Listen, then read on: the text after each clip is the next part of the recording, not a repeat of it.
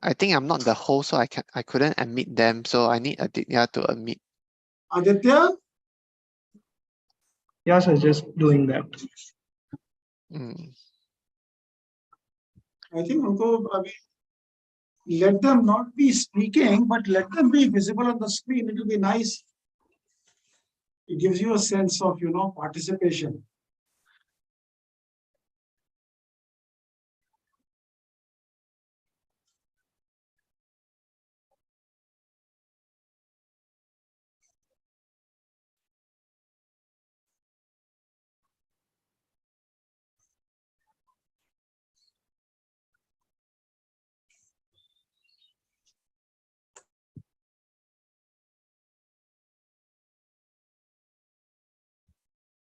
Could you let them into the room?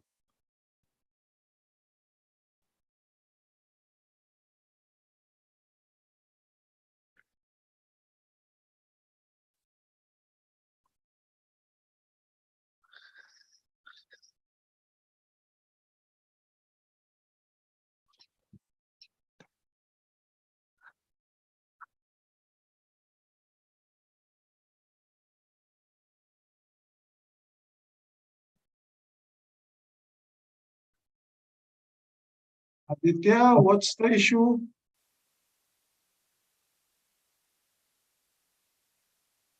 Well, it's technical issue. It's taking some time. Just Andrew has joined by the way. Hosting rights. You can allow anyone in the participant to speak, or you can also promote them to the panelists. Yeah, sure. Andrew has joined by the way. Yes, I'm here, but I think there are a bunch of other attendees who are not quote unquote panelists, so that's why we're not seeing them.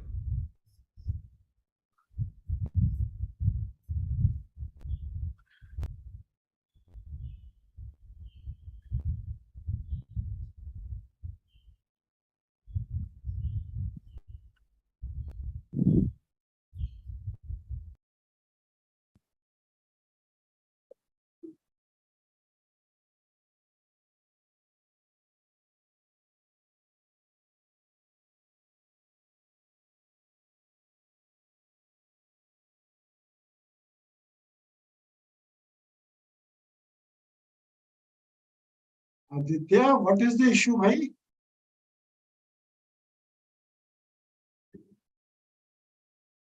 It's a technical issue. It's taking time. That's why Jonathan has joined right now.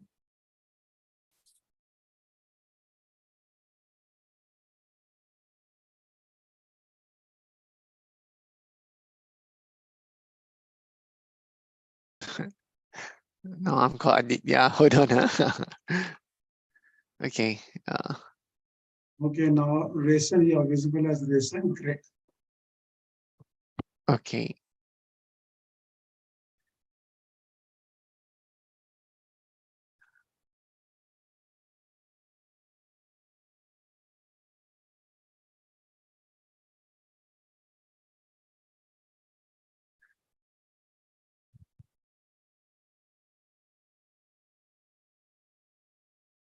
Raisin, is everyone joined?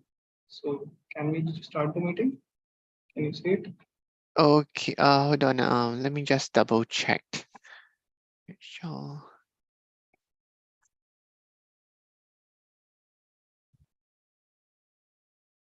Yes, I might have startup coming in a little bit later on, but yes. For now, Andrew is here, Jonathan is here, Michelle is here. I should have one more, but I think he has dropped off already. Just now he was in the attendee list. Fireflies, I guess. It's not Firefly, Xiu Quan, but he's Okay, not on the list whenever now. he joins, I'll let him in. Okay. Could you make me a co-host as well? Yeah, sure. Oh, yeah, I think he's watching on YouTube now, so it's okay. Yeah. All right. So should we start now? Yes, definitely. Okay, I just give a 1 minute brief on what this is all about. For all the participants joining for the first time, We, got in touch with I-71 a couple of months back when our team had visited Singapore and we met the I-71. I-71 is supposed to be one of the, prime cybersecurity incubators based in Singapore, linked to the National University, and they have a lot of marketing heft in Southeast Asia. And, they take in cohorts of startups and they graduate them. We decided that let's see what we can do together. And the basic objective here is that people from Singapore may see opportunities in India and try to come to IIT Kanpur. And people here may want to see opportunities in Singapore and go there. And what I would like most is that our startups and those startups get to know each other. They can collaborate. Why not? My startup A and their startup B can say, hey, let's be partners and bid here. We want them to grow, prosper. So that's the basic objective. And we decided, Raisin and our team, that the best way to take it forward is to first do a few webinars and then take it forward and see how to expand it. And in this connection, they did a webinar, which was on 9th of March, very, very successful. We had about 30, 40 startups from our place joining in, and we got to know the landscape in Singapore. It was a very excellent thing. So as a reciprocation now, SIC is giving the seminar today. And for our people to know them, but just for the Singapore people, the main speaker, keynote speaker today is Mr. Rohit Negi. And he is, I don't think I want to give too much of a introduction to him, but then I'll spend a lot of time. He's Senior Vice President at the C3I, which is our link with the ministry. And he's a lead engineer security architect. He's a student, of IIT Kanpur, and his credentials in cyber audit, in, various projects is intensive. And the fact that, he is the technical, he's also a technical head of the C3A Hub. So he will be speaking on what we are doing, what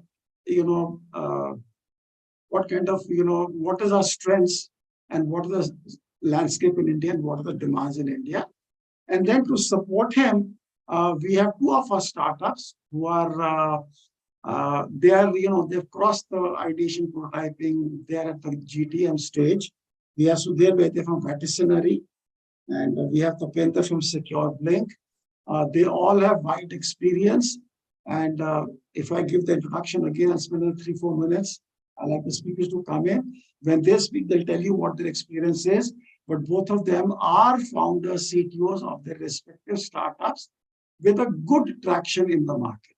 With this very short introduction, Raisin, you want to say something, or we let Rohit start his talk?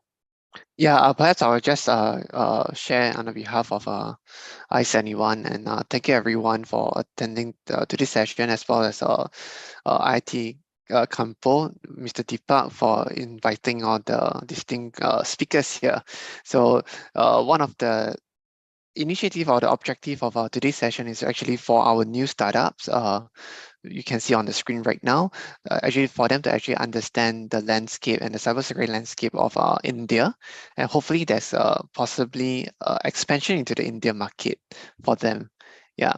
So perhaps I can just do a very brief introduction of my startup. So, for the benefit of the other startups here, so there's to see as if there's any room for collaboration in the future.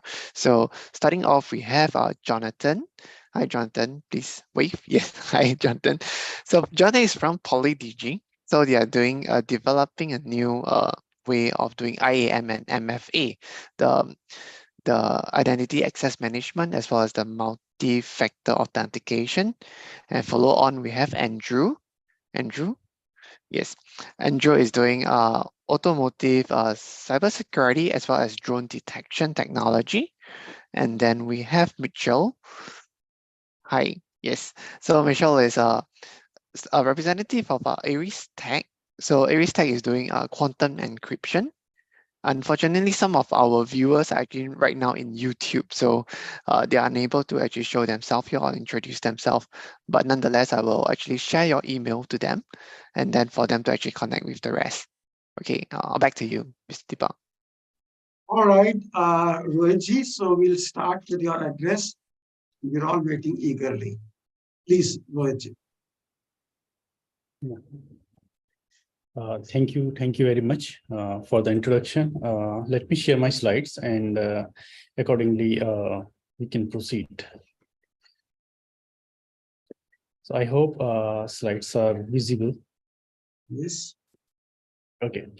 So as I have been introduced as Senior Vice President, C3A Hub is the organization where I am working in, and I have been there since last year. It was C3A Center. I have been working since 2015, and we are into the cybersecurity and cyber defense of critical infrastructure, right?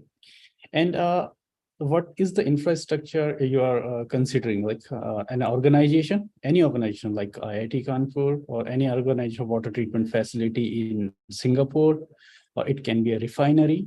We are taking care of the cybersecurity posture of these organizations. So when I will go through, I will not disclose any vulnerability which is existing in. However, I will let you know like what are the domains we are working in, and how can the presentation can be fruitful, and what will be the takeaway from the presentation. Yeah, so introducing our C3A Hub as a part, let me first give a small introduction that if you Google about ICS cert US, right? So like we have the cert, certs in India, certs in US, like different certs are there who are taking care of the incidents and responding to the organization who are becoming the victim, right? So we have been a part of offensive part, in which we are trying to assess the vulnerabilities, and you can see here that the critical infrastructure with the energy sector, deployment of the products is worldwide. It has been done by IIT Kanpur guys. And this CISA government is a part of Department of Homeland Security. Along with that offensive part, we are also doing some defensive work.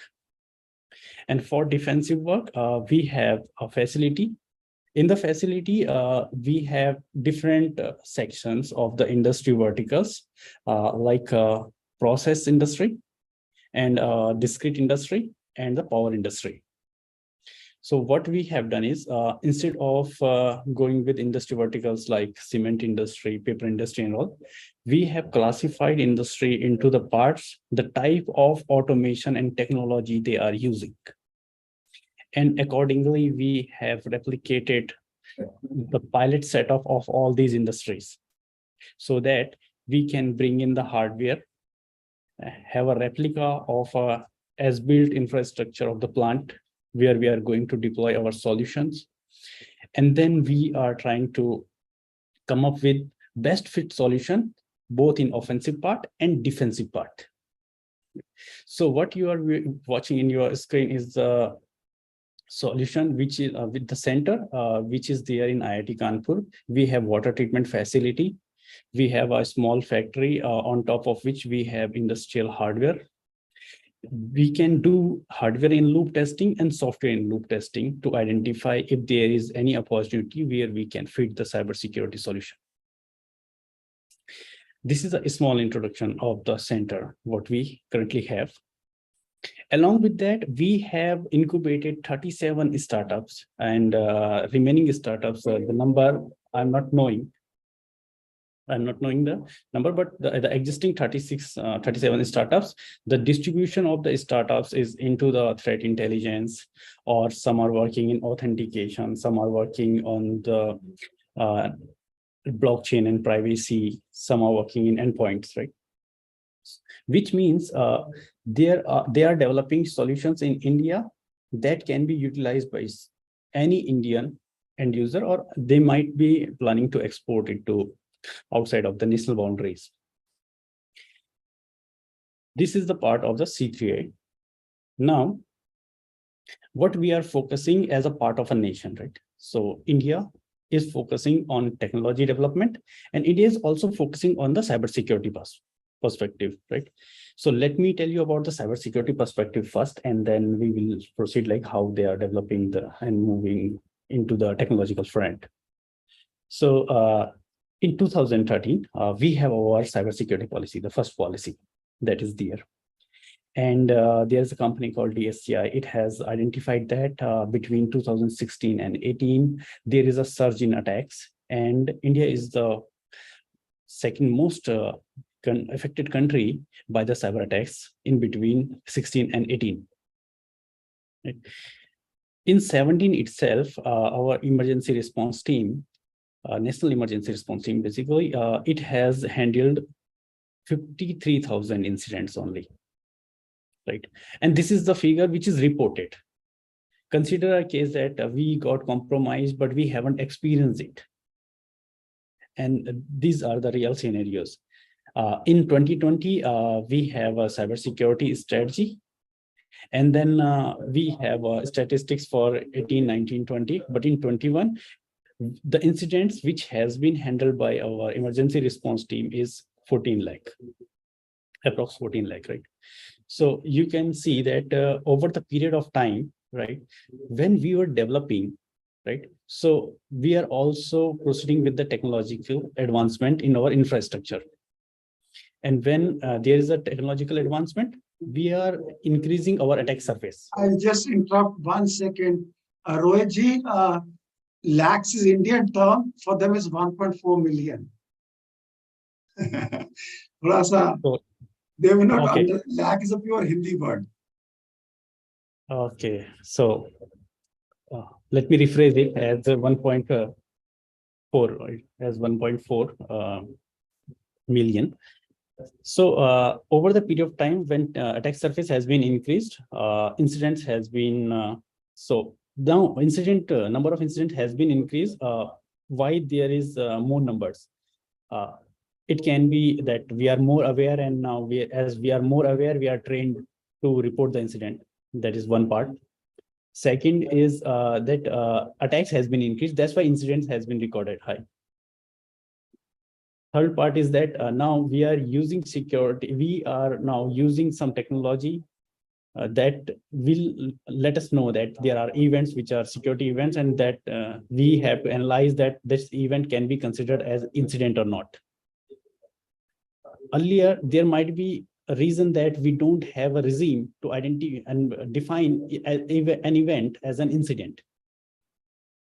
So now we are proceeding with the cybersecurity, and we are enhancing our cybersecurity posture also. That is one part. Second part is that you may say that when we have a technological advancement, so back in 2020, you might have seen that as a national mission for technological advancement has been conducted. So basically, India is targeting now we became 5th largest economy in the world. Right. And now by 30, we are targeting 3rd largest economy. And if we want to achieve this particular goal, right, we should be relying on the technology itself. And then under the national mission, technological innovation hubs has been created. So C3A Hub is one of them, that they are developing technology, but or they are supporting startups or other international partners to have a technology with the perspective of cybersecurity, right? That can be easily deployable and adapted by the customers in India. So we have been evaluated, our landscape has been evaluated by Global Cybersecurity Index in 2018. And there are 5 different fronts they have assessed us. One is the legal, whether there are certain policies and data protection bills and everything is available with us or not, or the technological measures we are, whether knowing what technology has to be used or what will be the policies and processes that has to be implemented. So on the capacity building and global collaboration, they have assessed us, and then we have ranked 47 in 2018. It's a global ranking of cybersecurity. In 2020, we are in top 10 as per the global ranking, which means we have done really good job in regulations, adoption of policies, taking technological solutions into our organization, in reporting the incidents and managing them, which means India is accepting and adopting technology. Along with that, we are also accepting cybersecurity solution that is available in the market. And if we are doing that, then what can be the opportunity? So suppose if I am a student, right? I want to get trained in cybersecurity. So I need a cyber range. So that is one of the solutions that can be developed. If I am a job seeker, I need a cybersecurity company where I will get employed. And I will be developing an offensive solution like a VAPT2, or I will be developing a defensive solution like malware analysis or something which is related to the forensics, or it can be intrusion detection system, or it can be a EDR solution, or it can be a deception or honeypot. So the opportunities which are currently, and we have done a very good research with the perspective of Indian landscape, and then we find that what are the technologies that India is looking for? And we come up with 30 different domains that India is looking for identity and access management, or the solution, something which is developed for authentication and authorization. It might be network-based, it might be standalone.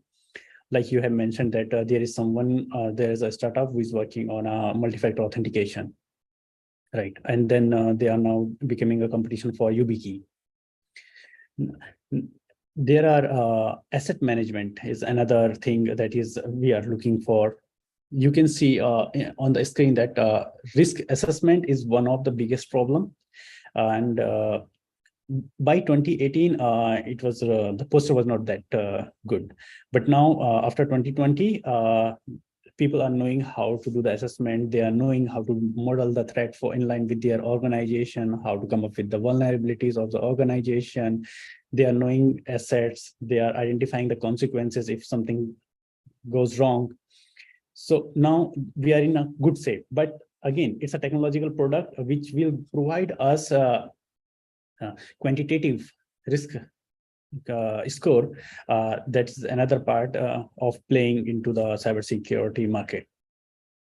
Then there are some solutions which are related to malware analysis. So as you are knowing that this year, like out of 1.4 million, very high number is related to the phishing campaign, right? And as we are most populated country, populated country, so in this with the huge population, we are having n numbers of assets which are integrated with the internet. And again, the attack surface is quite high. So to get compromised with the phishing campaign is having a high probability. So if someone is providing email security solutions, that is again is a big market in India. SOC components like for the perspective of the management, like vulnerability management, threat management, asset management, risk management, any kind of managed service is also a big requirement. Along with that, other solutions like blockchain-based solutions and incident response and recovery solutions are required. So these are a few domains where one can play and participate and provide their valuable solutions to us. These are the few things which are related to landscape and this cybersecurity market in India. Now, I'm ready for any question or answer, or like we can request startups to provide their valuable comments. Thank you.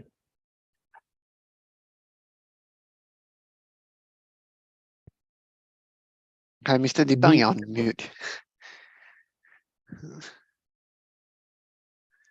Mr. Deepak, you're on mute. We cannot hear you. You're not audible. Okay. So I said we can have the other two speakers speak before we have the question answers. Yes, I agree with that.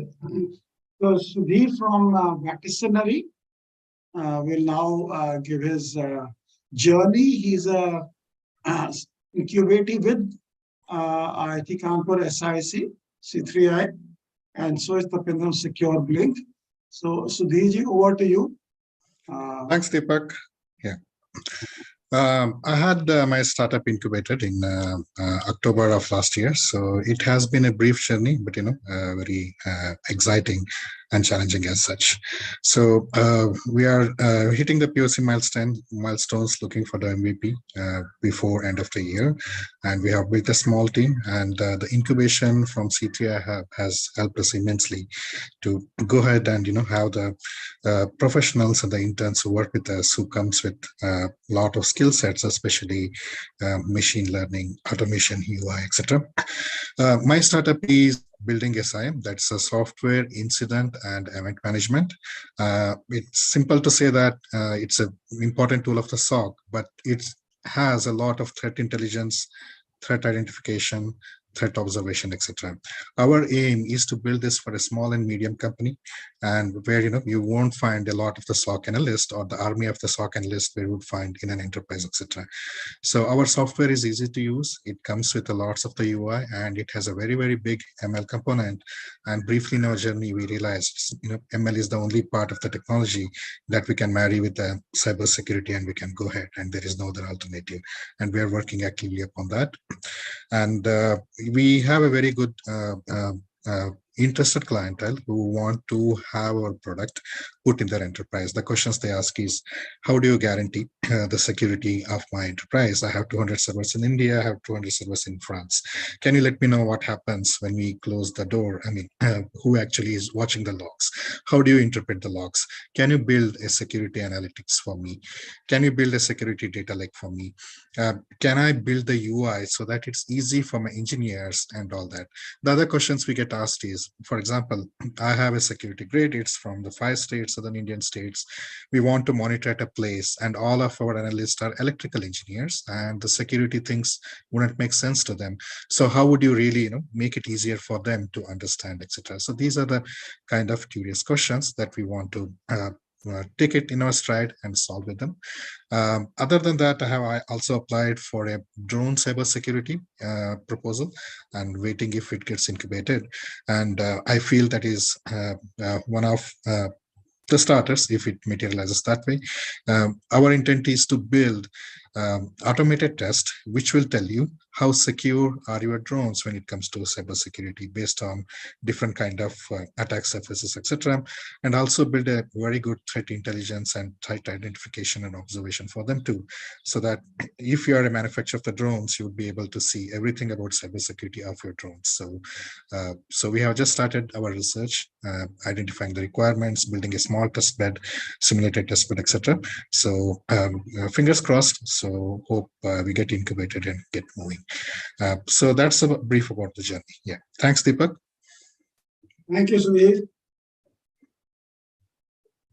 Tapendra ji. Yeah, hi. Hi, everyone. Hi, I'm Tapendra Dev, founder and CEO of Secure Blink. So we are incubated in C3A Hub in July 2020. So it's almost been like 2 years now, incubated with them.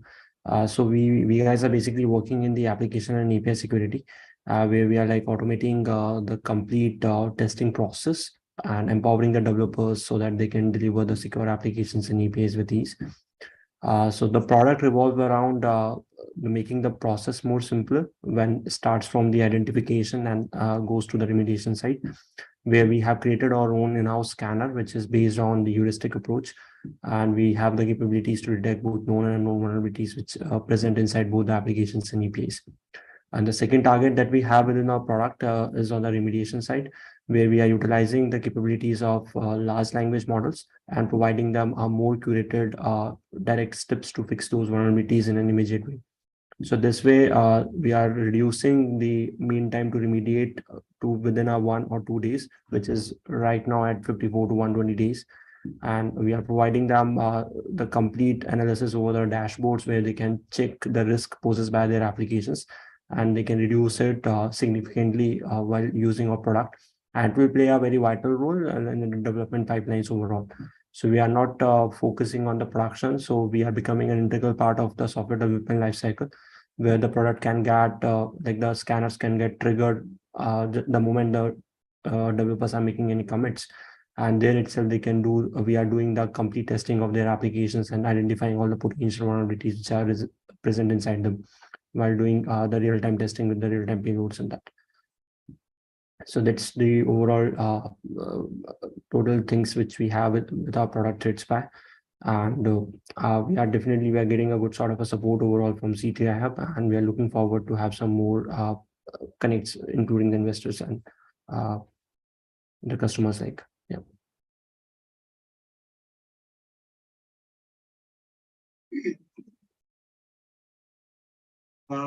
Sounds good. While we're waiting for questions from the other participants, we address one question to Rohit Negi. You did explain, a short journey on the equipment and the setup we have at the C3A Hub in the IIT Kanpur campus, and you also outlined the 30 areas, various kind of landscapes that under which we incubate people. Would you like to, maybe highlight what is the most important thread, where we are lacking, and where there is a place for Singapore people to come in, and how can they come in if they want to come?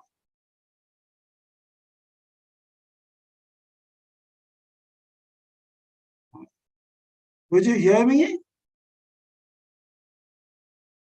Hello? Sorry, is that question to me? No, I didn't know it. Oh, okay, yeah. Rohit, you heard my question? Yeah, can you pardon? Did you hear my question? No, pardon, please. मैंने आपको एक सवाल किया था while waiting for the participants to give question answer. I said, can you, you had given a brief on the C3A Hub, what are the facilities and what you're doing. Plus, you identified a broad range of the various areas in the cybersecurity threat system, 30 areas where, you are trying to incubate people. Would you like to elaborate those in some order of priority so that the people in Singapore understand what is the major opportunity in India? Yeah, so see, we at C3A Hub, we are more into the research. However, if you are asking me with the perspective of the deliverables that you have an instant solution and that can be delivered, right? That is one is the email part. That is on the IT development. As in the OT side, you won't be able to incorporate your solution as people are not very much ready to use and accept the solutions. They have devices, their own boundaries, and their own controls on the OT part. Another part is we have been supported by only a few, very few OEMs in the network infrastructure like Cisco, Juniper, and other things. So if we can get some hardware, right, that on top of which is configurable, right, and that can be used by any person who is working in the infrastructure, right, that is easy to use and easy to handle.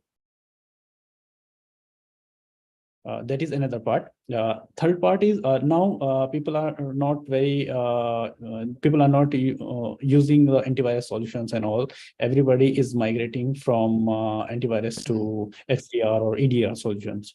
So there is open source community which is readily developing these solutions, right? So if someone can compete with the open source technologies that are available in the market and come up with the solution of EDR, that is another part which is easily acceptable. On the perspective of the network side, there is a network management, but mostly into the part of the authentication, AAA servers or 802.1x. These kind of solutions which are readily which will be acceptable easily in the Indian scenario. Okay, thank Okay. you. Aditya, can you just take up the questions? Yeah, sure, sir. The first question is from Frederick. He has asked, does IIT Kanpur provide sanitized data for startups to train their solution model? Rohit sir, any comments? Yeah, so we have been providing data for malware analysis. Right, so anybody who is developing their models for training models in the memory forensics or malware analysis, in these things we can provide, but it's on request. It's not open data which is publicly available, as there are some papers which is in communication right now, but we can provide the data. Okay. So the next startup is from Souvik. He has asked, we are building cybersecurity startup in field of dark web and cryptocurrency. He has given a website of hornet.technology. What is the process of applying for incubation? Deepak sir, you want to tell anything? Okay, I won't tell that. Well, I mean, basically, the process of application at IIT Kanpur is we do, publicize in all kinds of media, the Startup India, Start in UP, all the forums, the ministries, and the Twitter and LinkedIn, about the fact that this is what our incubation setup is all about. Now, the brand name for IIT Kanpur incubation activity is SIIC, Startup Incubation and Innovation Center. What happens is that all the application people apply to us on our portal, they apply to us, they give their pitch deck, that those pitch decks are distributed to the various verticals, departments. Like this person who's applying is from MedTech, he's from Agri-Tech, he's from IoT, he's from Artificial Intelligence, he's from Cybersecurity. So those are sent to the various verticals, and the vertical examines that and presents to the entire group, which is our senior management and all the verticals and all the portfolio managers. This is my analysis. He looks to be good or not good, whatever. We should accept him. We both his pitch deck. And this is called the internal evaluation committee. And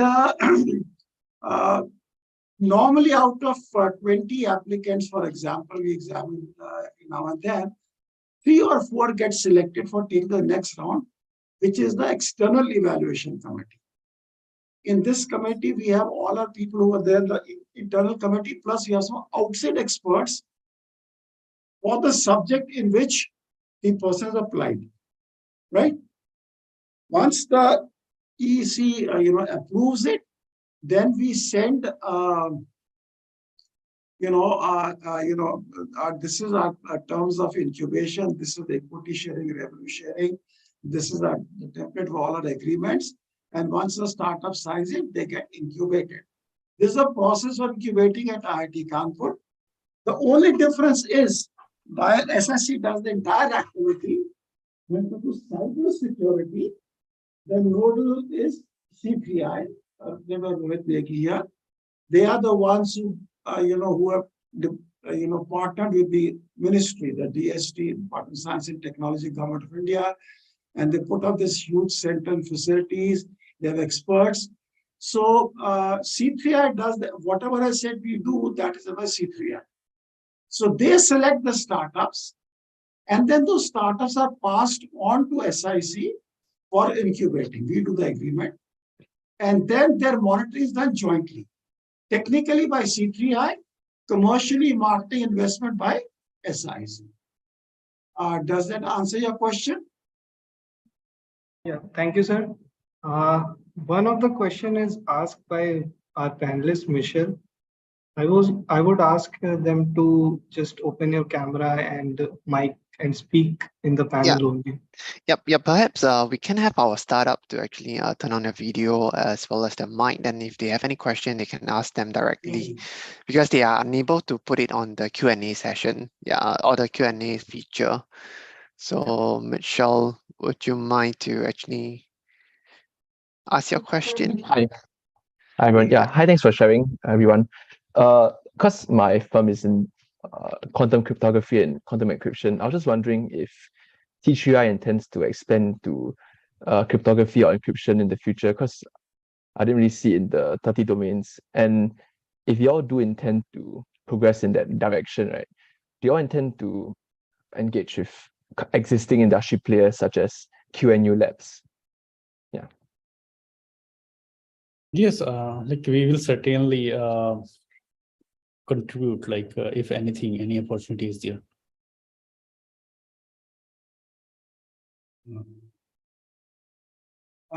Is this an area you're looking at actively, Rohitji? No, so cryptography, we have pioneers in cryptography. Definitely, but there is a team who is looking after cryptography and blockchain, both. Cryptography and blockchain. But so if there is anything which is related to cryptography or blockchain, we can certainly have some contribution. We can discuss and proceed with the things. We have recently, I saw some positions for open for crypto analysis. Certainly, yes, I know that there are some work which is related to cryptography. I see. So is there do you actually see a trend in India that for quantum encryption or quantum computing? People are doing it, but we don't have this facility right now. They are trying to break this lattice cryptography and other things, but we don't. I myself like don't know anything about it. That like if some startups which are working in this. I see. In fact, quantum is something that is, like at least to most of us, it is the future. I mean, we need to be experts in quantum. That's coming up, but unfortunately, we don't have too much in quantum computing in terms of startups here.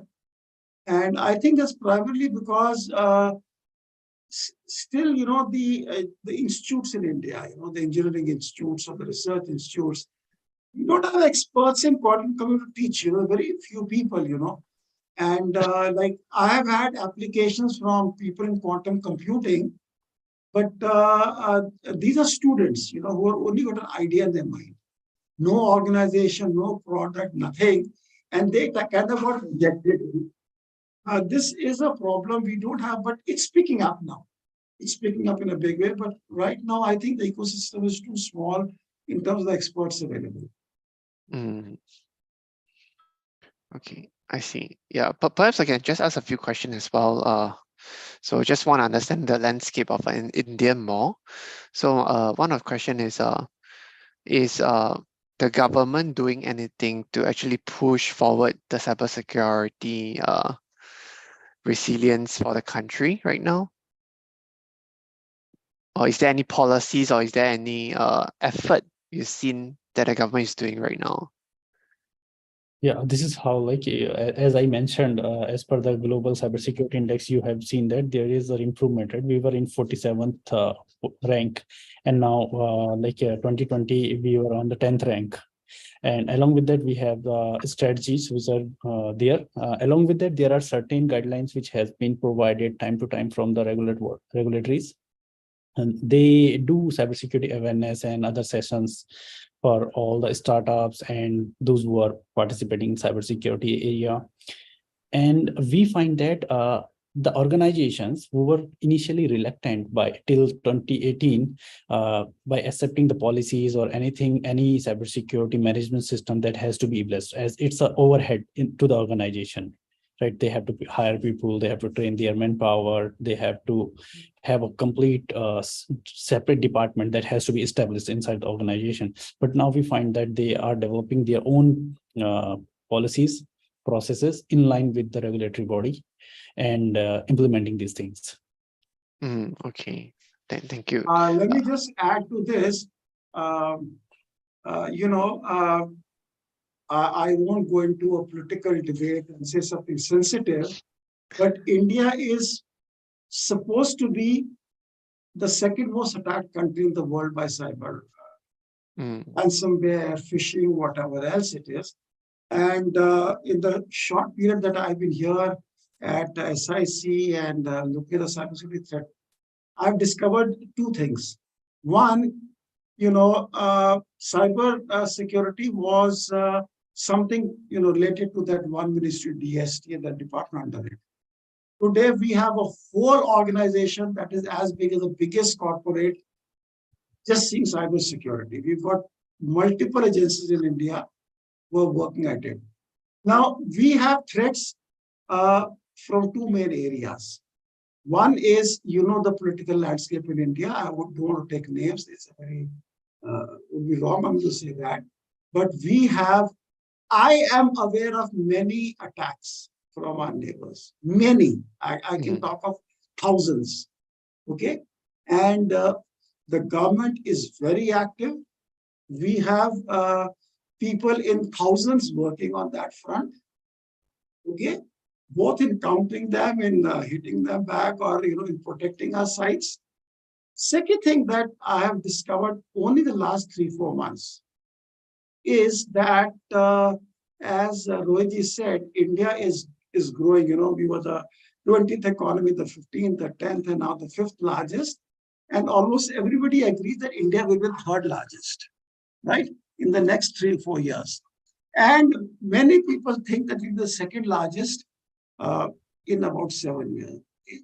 So our corporate sector in high technology, in defense, like for example, India has been a big importer of defense equipment. And today we are already in the 2nd year of the most reaching the 3rd large. We are amongst the top 10 arms exporters. So our industry is high tech. We are leading in many areas. And what I'm finding is there is a lot of corporate attacks. Rivals in the European world, rivals in China, whatever it is, attacking these corporates to get their product. And we've got enough evidence and enough calls, can you help us? So the opportunity is there. And today, apart with one ministry which was looking after cyber threats, if we have 30 ministries, all of them have a cybersecurity wing for their area. So, it's the awareness and the work by the government of India is tremendous. I see. Okay. Let me add it to what Deepak said. So one of the finest examples of cybersecurity is the critical infrastructure, where you find the IoT devices, the OT, the software applications, where many people, I think many organizations, the communities and the governments are involved. So Indian government, whether be it the central government of India or the state governments, have formed the policies and the procedures and the issue of the standards of how you should be building the cybersecurity for a smart city. And there are many smart cities in India. There are 6 in my state, in fact. And if you add the population of those, it would be more than population of many small countries in the world. They deal with a lot with the data privacy, or they deal with a lot of from the policy level to the application level, how your network infrastructure should be, how your application infrastructure should be, what kind of training you should be giving to these army of the cyber professionals, etc. Other than funding all these, the government also encourages to build big data tools to see how it's all working, the cybersecurity. And recently there was a performance audit about the cybersecurity of these smart cities in India. And it had a very positive implication that the investment into cybersecurity into these smart cities in India has benefited a lot for the welfare of the people overall, whether it is traffic congestion doing, or it could be better policing, in fact, or better protection for cyberspace, which is the biggest thing in India, because we get attacked with a lot of phishing and call center calls and whatnot. So those are the things which are going on, and I think they will grow. Just let me add one more point to this, at least for the Singapore people. India is now the 2nd largest internet community in the world, right? And I do not know if you're aware of it. I'm not talking about private sector like Amazon or Google or what. If you're looking at a public platform by the government for delivery of services, etc., India is the largest digital network in the world. We are supposed to be 3x of USA, 7x of China, 10x of Europe. That we are the biggest digital public service network in the world by miles and miles and miles and miles. Every remote place where people are illiterate, people are using digital things for, money transfer, government benefits, for banking. And I can tell you, I know it's happening across the country, but we in SIC, we have had corporates come and tell us that, as a part of our CSR activities, come to the remote area village and train 10,000 people on basics of cybersecurity so that they can bank on their mobile, whatever else. The growth is tremendous. I hope that gives you an idea, Jason. Yeah, perhaps I just have my last question because you already said like India is a very big market, right? But is it easy for foreign startups to actually penetrate into the market, or they are just looking for made in India products? Well, let me put it like this. I'm not an expert. I don't want to say something stupid to you, but yes, you're welcome to enter in tomorrow. That's why I said this seminar. I mean, this is a small beginning, Hey, right here, somebody says, I'm going to, link up with the Peter, I want to link up with the Sudhir, share your stuff and, do some work in Singapore, do some work in India, start tomorrow. There's no issue at all. We want to link up. Let's share our expertise. Let's share our whatever else it is, and let the, let the universe of cooperation expand. Okay, sure. Cybersecurity is sensitive, right? It's not like you're shipping in a car or a bottle of wine. Cybersecurity means the government is going to check you, because you are coming into an area that, you have to get lots of clearances. But you can join up with our startups and we can work together. We can share things. Yeah, definitely there's room for collaboration between the Singapore startups as well as the India startups. Yeah, I do see like familiarity, or perhaps like Sudhir here is doing drone detection, drone for cybersecurity, which Andrew is also doing that. Perhaps there's room for partnership. Yeah, we can do those connections later on. Yeah, I don't have any other questions. If there's, just want to check, Andrew, Jonathan, if you have any question, you may ask now. If not, we will just follow up with emails. No questions from my end. Thank you. All right, thank you. By the way, there's one question in the Q&A session. Yeah, there's one more question in the Q&A session. The question is from Hardik. He has written, generally, we have seen that open source technologies are not there to take responsibility of their cybersecurity software catering. How one open source can compete in cyberspace to deliver reliable solution and services? Yeah, I can take it first. Yeah, when I was building my product, the SIM, there are a lot of industry standard frameworks that you want to refer with. For example, NIST, Meter ATT, CK, and all that. And these frameworks, these companies themselves, they develop the open source components and the release, and they have been used by everybody during the worldwide. And even the corporate products, they aren't as stable or good enough to compete with these kind of products. So there's a plethora of open source technologies that you can use. The problem is when you use these kind of technologies, you get into a lot of stumbling blocks, which you need to resolve, which takes time. Then you start wondering, shouldn't I be building my own product and all that? The other thing is when you use the open source technologies, when it comes to cybersecurity, the security of the product itself is what you need to really pay attention to, close attentions to when you market these kind of the things, and these kind of things hit the production and all that. That has been my experience. Thank you. Well, your comments on this? Yeah, so what happened, like consider me as a customer, right? And with the perspective of customer, right, when we have to purchase some solution, right, and we are not knowing about the solution, which means we are investing somewhere, we may not get any return of investment, right? And then we will be in a hostile situation. not only the developers do experimentation, right? The people who are consuming these technologies, they also do a lot of experiments. So as a customer, right, what I will be doing, I will, instead of becoming in a hostile situation, I will first try to do some experiments and check like whether there is something which is freely available. See how one will understand that like the open source solution or the solution which has been delivered, which one is good, and how one will assure that there should be some benchmarking, right? So customers should be aware that what they are going to purchase, and then they keep doing experiments.